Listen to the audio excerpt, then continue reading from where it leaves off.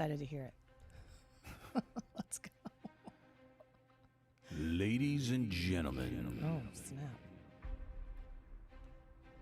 I'm kind of scared. You're scared. Are you scared to be on this podcast, listening to this podcast? If you listened to this, if you tuned in, you are wondering, are my boundaries being violated?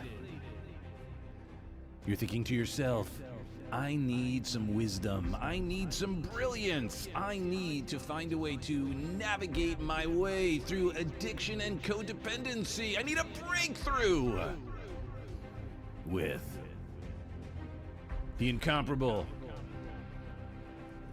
the brilliant, the beautiful, the genius, and my betrothed.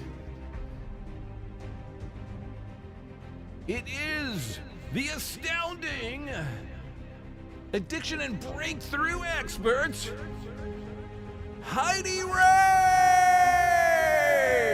Ray! Now, I was wondering how we can just set that up so as I walk into the Walmart, I could have used you in Walmart today. A lot of people didn't know who I was, Doug, and they were in my way, and you could have done that echo thing. They were violating your They boundaries. were violating my boundaries in the car today. They were violating my boundaries by breathing in my direction. By looking at you. Yeah, just by glancing in your existing, direction. just by basically existing. Taking up space It and was energy. definitely one of those days today that was, because I'm under pressure, under stress, and that's when we know we need more boundaries because Oh, you're just so diving right in. listen. I was going Listen. to ask that question. Yeah. How do you know you need them? Hey, Yeah. anyway, it's Heidi Rain and my amazing superstar, rock star, legendary husband, Doug McGurk. Oh, okay. I see what you did there. Yeah.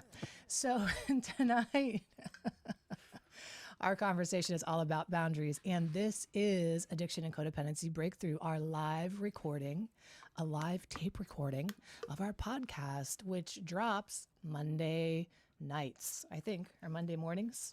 Monday mornings. Okay. Perfect. So it's Wednesdays. If you want to join us live and ask your questions and put them in the chat, we'd be happy to answer them.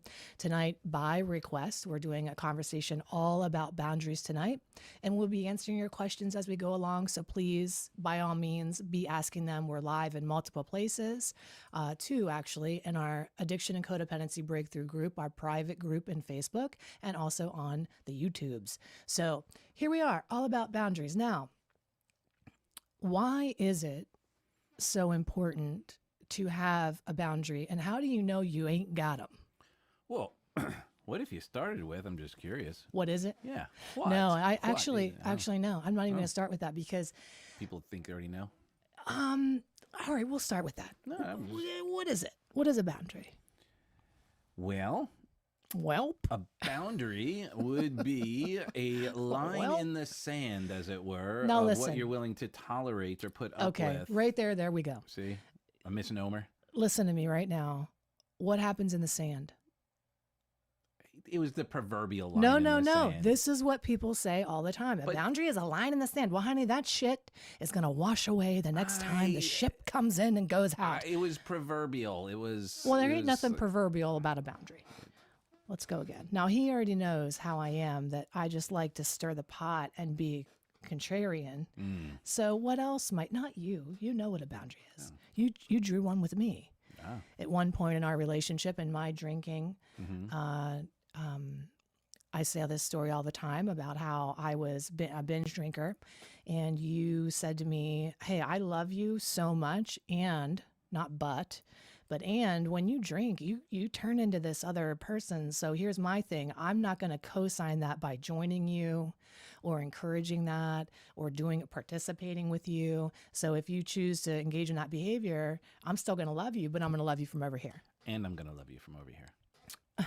I already said that. Thanks. No, you said but. Oh, and I'm going to love you from over here. Right? Exactly.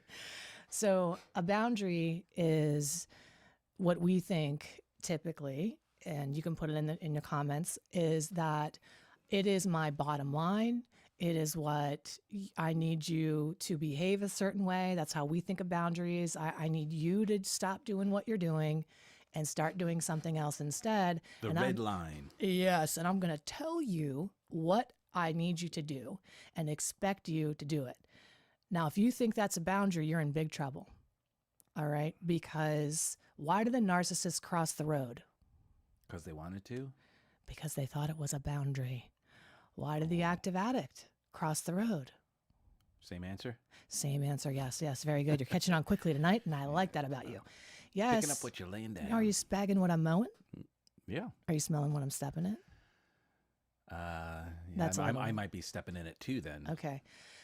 I want you to think about this as a boundary. You can write this down. I know you guys take lots of notes when you're watching the YouTube and listening to the podcast because you tell me you have notebooks full, and this is really a writer-downer. So this is a writer-downer. Are you ready? A boundary is a sacred resolution set by the soul. Okay?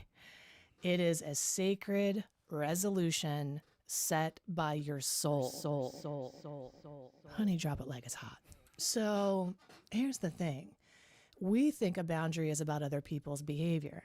A boundary is about what you are absolutely unwilling to tolerate, settle for, or put up with in your life, and what you're going to do about it when they cross the boundary. Okay? What are you going to do when it happens? Because I'm going to tell you right now, it will. So are you suggesting... Yes, I am, probably. I'm gathering that you are. Yeah, Are you suggesting that one should have clarity on what their boundaries are and what they might do if they're violated? Well, that's the first thing. I think so many of us kind of know when our boundaries are being crossed. And the unfortunate thing is you wait till the cross is too far. So I'm going to give you a perfect example, okay? I know you guys know I love a good story, a good analogy. One of my first jobs in psychology was working at an adolescent,